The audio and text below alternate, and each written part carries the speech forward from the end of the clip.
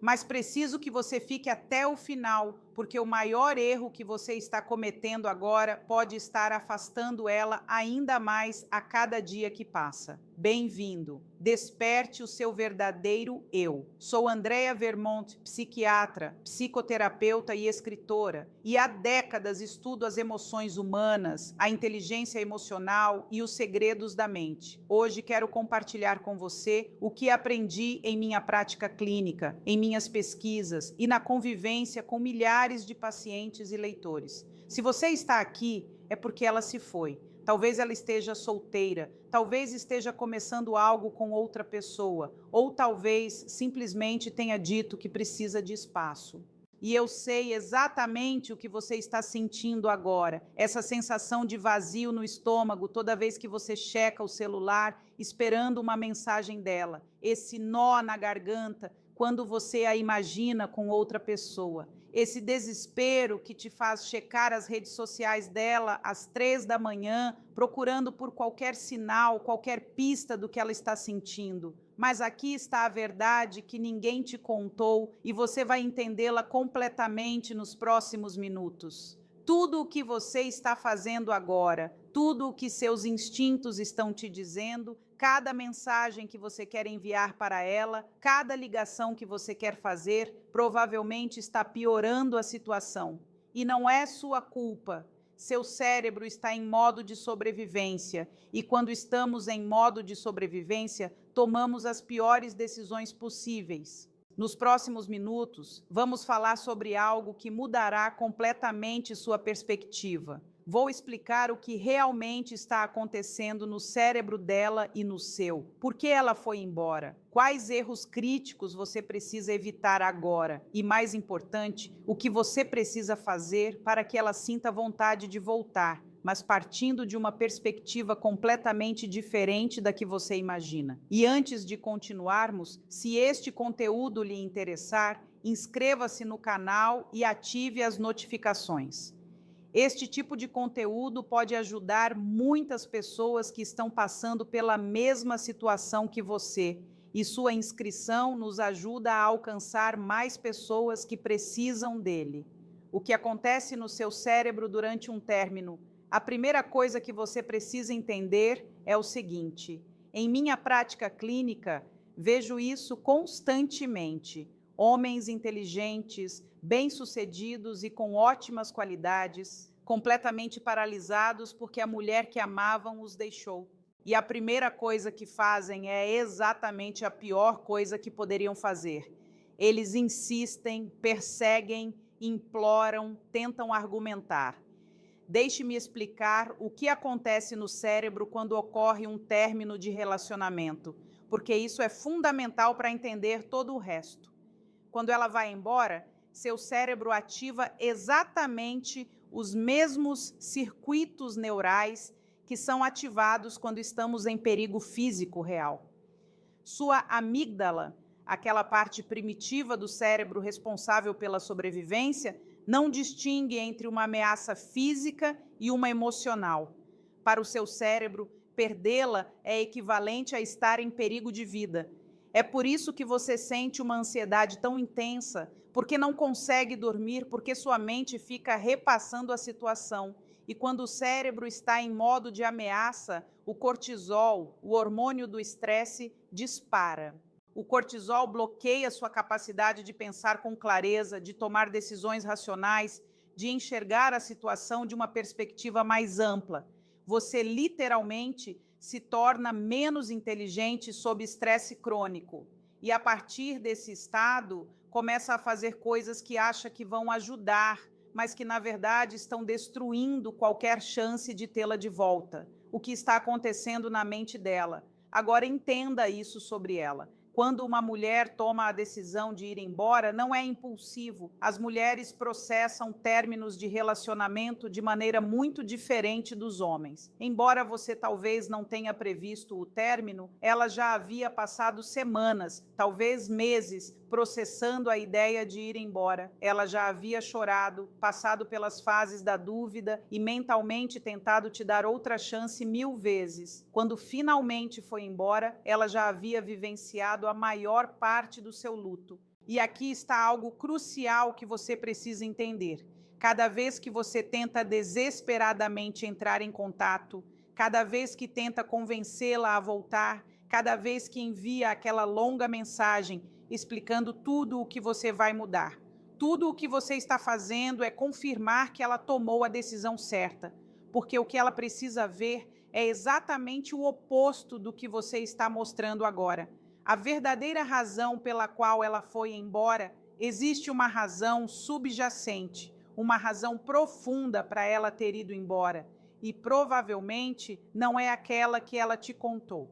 Talvez ela tenha dito que precisa de espaço, que está insegura quanto aos seus sentimentos, que quer se reencontrar, que o relacionamento se tornou complicado. E tudo isso pode ser verdade, mas não é o verdadeiro motivo. O verdadeiro motivo é muito mais simples e, ao mesmo tempo, mais complexo. Você deixou de ser sua própria prioridade emocional. Deixe-me explicar isso com um caso real da minha prática. Há alguns meses, um homem de 35 anos, vamos chamá-lo de Carlos, me procurou. Carlos estava devastado. Sua companheira de 4 anos o havia deixado e começado a namorar outra pessoa apenas 2 meses depois. Ele estava convencido de que ela nunca o amou de verdade, que tudo tinha sido uma mentira, que a outra pessoa era melhor do que ele. Quando começamos a trabalhar juntos e a explorar o relacionamento, um padrão muito claro emergiu. Carlos havia abandonado suas paixões, seus amigos, seus projetos pessoais. Toda a sua felicidade dependia dela. Ele havia se tornado alguém que precisava da aprovação constante dela para se sentir bem consigo mesmo. Ele parou de ir à academia porque ela não gostava que ele demorasse tanto. Ele parou de ver os amigos porque ela queria passar todo o tempo com ele. Parou de trabalhar naquele projeto empresarial pelo qual era tão apaixonado porque ela disse que isso o impedia de se dedicar ao relacionamento. E sabe o que aconteceu? Ela se entediou. Não porque Carlos fosse entediante, mas porque ele se tornou previsível, ansioso e dependente. A energia que ela sentia no início, aquela segurança, aquela paixão, aquela independência que tornava Carlos atraente, evaporou. E é isso que acontece na maioria dos relacionamentos que terminam. Geralmente o homem se perde no relacionamento. E quando você se perde, perde exatamente o que a atraiu em primeiro lugar. O problema com dar por necessidade, talvez você esteja pensando, mas eu fiz tudo por ela, me sacrifiquei, dei tudo a ela. E acredite, eu entendo, mas aí está o problema. Quando você dá por necessidade, quando dá esperando algo em troca, quando dá por medo de perdê-la, você não está dando amor, está negociando. E ninguém quer estar em um relacionamento que parece uma negociação. As mulheres são biologicamente programadas para se sentirem atraídas por segurança emocional. Mas segurança emocional não significa depender dela para a sua felicidade. Significa exatamente o oposto. Significa que você está tão centrado na sua própria vida, tão seguro de si, que ela pode relaxar na sua presença. Ela se sente segura porque sabe que você não vai desmoronar emocionalmente se ela estiver tendo um dia ruim, se precisar de espaço, se expressar uma necessidade diferente da sua. E quando você perdeu essa base, quando começou a precisar dela em vez de escolhê-la, algo mudou na forma como ela o percebia. Não em um nível consciente, mas em um nível profundo, instintivo e visceral. A boa notícia: tudo é reversível. Mas aqui está a boa notícia, e é algo que preciso que você entenda antes de prosseguirmos. Tudo isso é reversível, completamente reversível, mas não da maneira que você pensa. O que vem a seguir vai desafiar tudo o que você acredita sobre relacionamentos e sobre reconquistar alguém. Você vai querer resistir, vai querer justificar por que sua situação é diferente. Mas peço que mantenha a mente aberta, porque no final deste vídeo vou lhe dar uma ferramenta específica que, se aplicada corretamente, pode mudar tudo, mas ela só funcionará se você entender tudo o que vem antes. O maior erro: tentar reconquistar por desespero. Vamos falar sobre o maior erro que você pode estar cometendo agora e provavelmente já está. O erro é este: tentar reconquistá-la por desespero. Cada mensagem que você envia pedindo outra chance, cada vez que diz o quanto sente falta dela, cada vez que tenta fazê-la se sentir culpada por ter ido embora, cada vez que promete mudar, cada vez que envia aquela música que vocês costumavam ouvir juntos, tudo isso, absolutamente tudo, está enviando uma mensagem muito clara: não estou bem sem você. Minha felicidade depende de você. Não tenho controle sobre minha vida emocional. E essa mensagem, por mais que venha do amor, por mais real que seja a sua dor, é profundamente desagradável, é instintivamente repulsiva. Porque o que essa mensagem diz ao cérebro primitivo dela é: essa pessoa não pode me proteger emocionalmente, porque nem consegue se proteger emocionalmente. Eu sei que soa duro, sei que pode doer ouvir isso, mas preciso que você entenda porque é a verdade. E a verdade, por mais dolorosa que seja, é a única coisa que vai te libertar desse ciclo vicioso.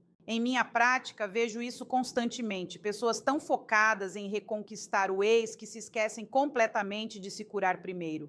E o resultado é sempre o mesmo. Quanto mais tentam se aproximar, mais a outra pessoa se afasta. É como estar em areia movediça. Seu instinto diz para você se mover freneticamente, lutar, fazer alguma coisa. Mas cada movimento te puxa para mais fundo. A única saída da areia movediça é ficar parado, relaxar e flutuar. A mesma coisa acontece aqui. A única maneira de criar a possibilidade de ela voltar é parar de correr atrás dela, parar de precisar dela, parar de fazer dela o centro da sua existência, o princípio da escassez. E eu sei o que você está pensando, mas se eu parar de procurá-la, ela vai pensar que eu não me importo mais. Ela vai seguir em frente, vai se esquecer de mim. E deixe-me dizer uma coisa: se ela vai se esquecer de você, ela vai fazer isso de qualquer maneira. Não há nada que você possa fazer ou dizer que fará alguém que realmente quer te esquecer mudar de ideia. Mas se existe uma possibilidade real de ela voltar, essa possibilidade só existe quando você para de correr atrás dela. Porque só então ela pode começar a sentir sua falta. Só então ela pode começar a questionar se tomou a decisão certa. Só então ela pode começar a se lembrar das coisas boas, em vez de se concentrar em se proteger da sua carência. Em décadas estudando o comportamento humano, aprendi um princípio fundamental. Quando algo se torna muito disponível, muito acessível, muito fácil de obter, nosso cérebro automaticamente lhe atribui menos valor. E quando algo se torna escasso, difícil de obter, menos disponível, nosso cérebro lhe atribui mais valor. Isso não é manipulação, é simplesmente como os seres humanos funcionam. Quando você está constantemente disponível, constantemente a procurando, constantemente mostrando a ela que estaria disposto a retornar a qualquer momento, sob quaisquer circunstâncias, você está comunicando algo ao cérebro dela. Você não precisa me valorizar porque eu sempre estarei aqui.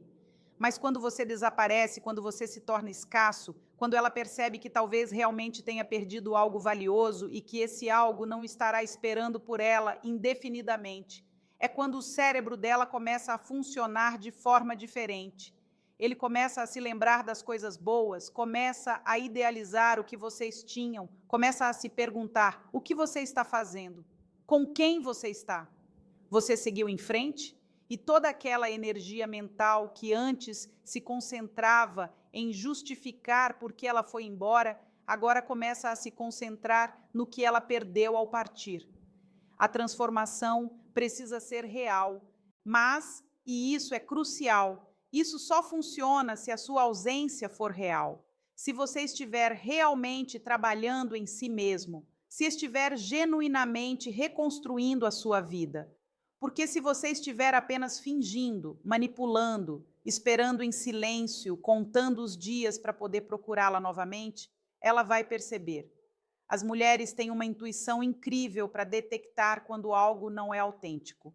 É por isso que o que vou explicar agora é tão importante. Não se trata de técnicas de manipulação, trata-se de transformação real. Trata-se de se tornar genuinamente a versão de si mesmo pela qual ela se apaixonou em primeiro lugar, ou melhor ainda, uma versão mais evoluída, compreendendo a dor. Vamos falar sobre a dor que você está sentindo agora, porque você precisa entender que essa dor não é sua inimiga. Essa dor é informação, é o seu sistema emocional lhe dizendo que algo importante foi perdido, que algo precisa mudar. O problema não é sentir dor, o problema é o que fazemos com a dor.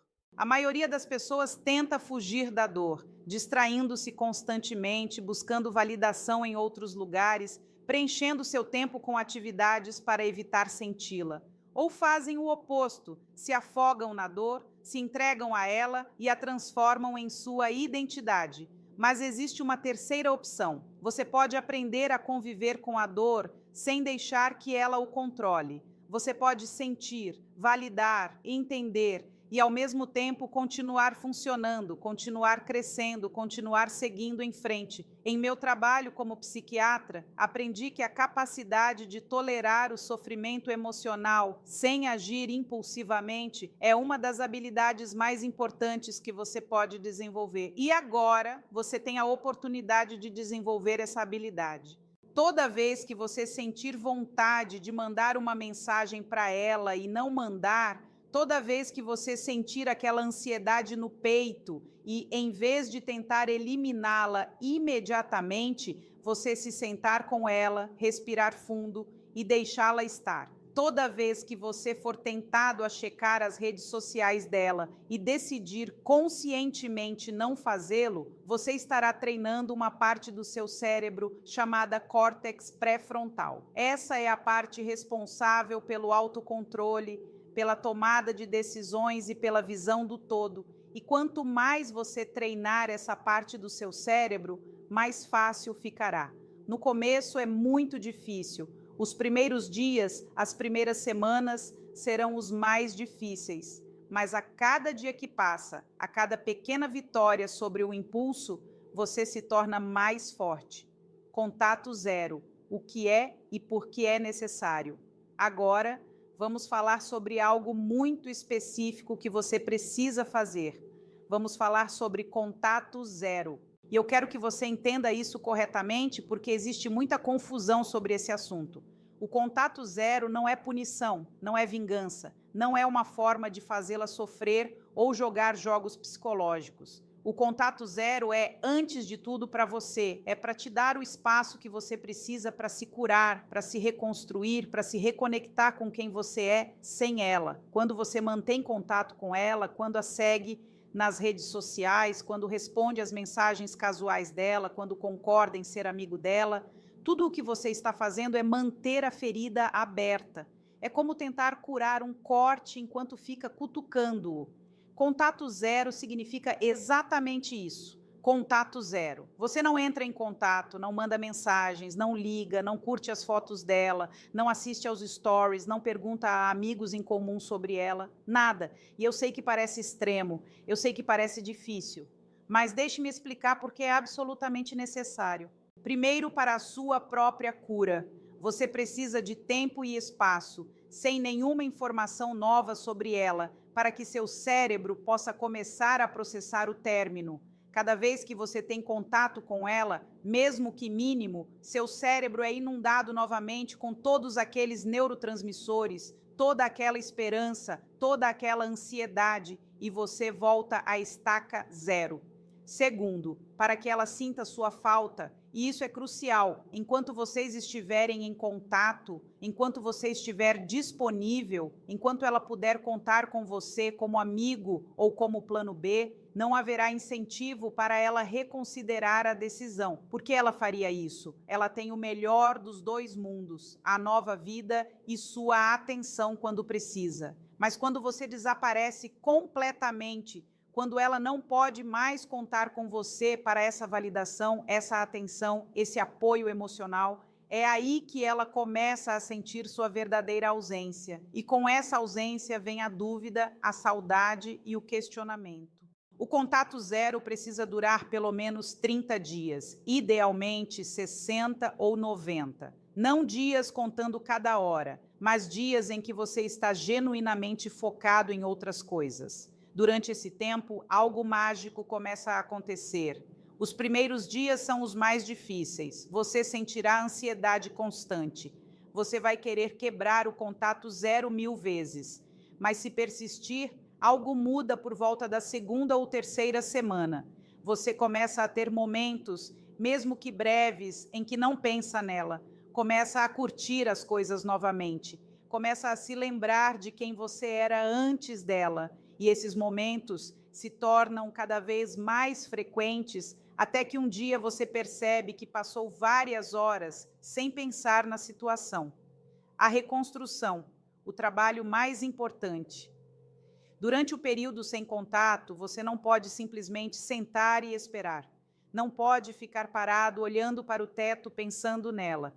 Este é o momento de fazer o trabalho mais importante da sua vida, reconstruir a si mesmo. E quando digo reconstruir, quero dizer algo muito específico. Quero dizer reconectar-se com as partes de si mesmo que você perdeu durante o relacionamento. Estou falando de desenvolver novas partes de si mesmo que você sempre quis desenvolver, mas nunca teve tempo para isso. Estou falando de se tornar a versão de si mesmo tão completa, tão realizada, tão em paz, que um relacionamento seria uma bela adição à sua vida, mas não uma necessidade. Deixe-me dar algumas áreas específicas em que você precisa trabalhar.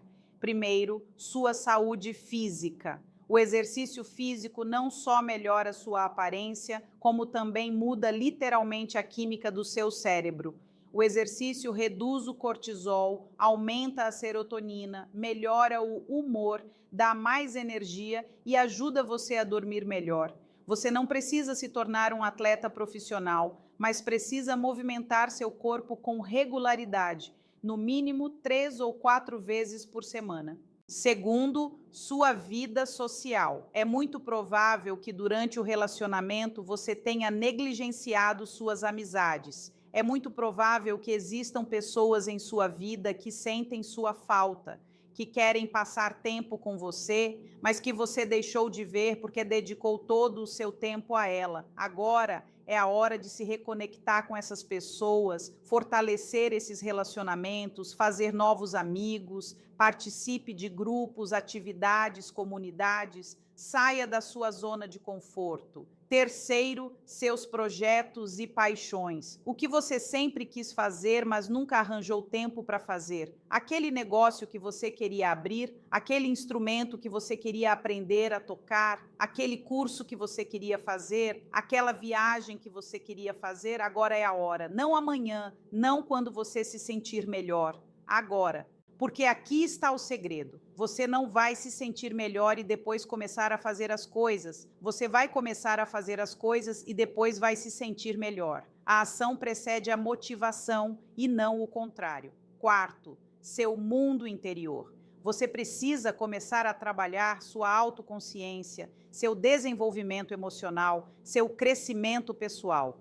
Isso pode significar terapia, coaching, leitura de livros sobre psicologia e relacionamentos, meditação, escrita em um diário. Você precisa entender seus padrões, suas feridas, suas crenças limitantes. Você precisa aprender sobre apego, sobre comunicação, sobre limites saudáveis, porque se você não fizer esse trabalho interior, mesmo que ela volte, você vai repetir os mesmos padrões que levaram ao término em primeiro lugar.